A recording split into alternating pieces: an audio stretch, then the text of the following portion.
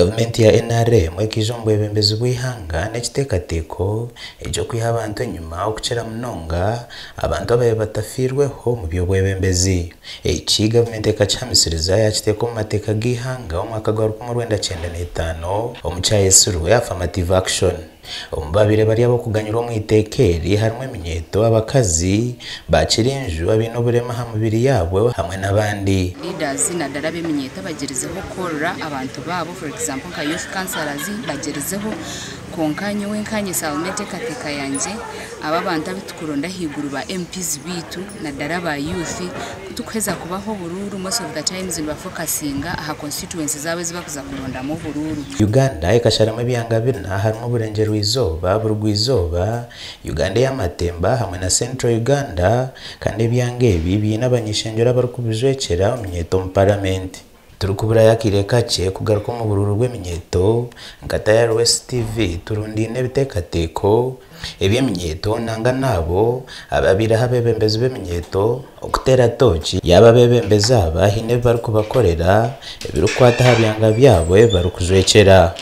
Edison Mushabe watiriho akaruru k'okutoora n'abebembezi b'eminyeeto kandi obwa hati nakora nk'omuhezi wa meya bw'Embarara City North agizire ngu abo boona barikurabamu tibarikufa aha nshonga ezirikukwata aha minyeeto. Ekindebire kandi ekinyetegeriise kwiha 2001 obu nateera akaruru ka youth na 2006 member wa parliament orikurabamu omwaka gw'okujwekera ba youth let's say ba Western Region yona noshanga ogwo member wa parliament wa youth ya concentratinga ka constituency akakurugamu akaconcentratinga ochone kiba kumuhereza cyona kitwara mu constituency yeye ebanka launchpad ya his political ambitions. Uganda eminyeeto nyingi neshoma actually nawaza kureba twagenda politically eminyeeto niyo nyingi omu registers ya EC eminyeeto niyo nyingi avukuba wakubara percent y'eminyeeto niyo yamana konke eminyeeto nyagirirwe nyuma timinyeeto eshomere yonka. Hariho eminyeeto eri omu garaji, hariho eminyeeto eri omu biharani, hariho eminyeeto erikukora omu bantu omu farms z'abantu. Egyo eminyeeto yoona enyagirirwe haza ekyo kireetwa abebembezi bitu bahigusha. Anthony Magezi omunyeeto nagira ngu abarikwenda kwebembera eminyeeto bashemereire kubanza kumanya ebyetengo by'emyeeto. Twenke eminyeeto nkaguma omunyeeto okukanarayizinga eby'obutegeki nisaba kugira ngu omuri obo bururu buriyo nibukurataho twanturonda structures z'aba youth na munonga Western Youth MPs orikuzwekera eminyeeto because Western MP neberi impango districts nyingi, so ogwo muntu ashemeye kuba nazwekera eminyeeto yoona ya Western haza ashemeye kuba namanya embeera y'eminyeeto abana okuba kushoma nabaheza kushoma bakurondora member wa parliament wa Western Region abwa youth ruyarigeza ho munonga nangwa no byakwa bikarakace konkurebeka ngo region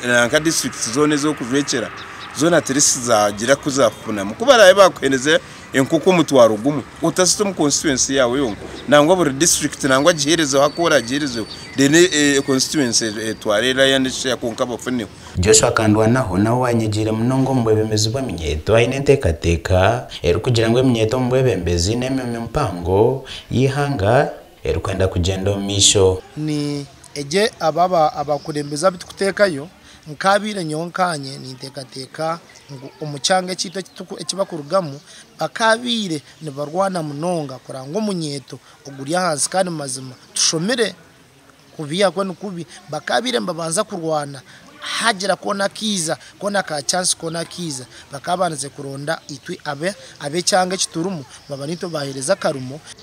Companies zikignoring eminyeeto family okarebeta kutombana bariyo bakora obeno manyangu ejo family ningi ihanga ninga company reality in the future. So eminyeeto taking over leadership, it's very important and it's good for this nation. Akandwa naho najangwaza kureba omukarura kahwira aka NRM akabeka rukororo eminyeeto enyigire munongo mu bwebembezi bw'entebeza higuru. Nkobo bururo obuterizo bwa NRM, you can see actually that the transition is shaping. Kandi abantu takabeta basuru waza kure constituency nyingi zitwirwa abana bato waza kureba districts for women MPs.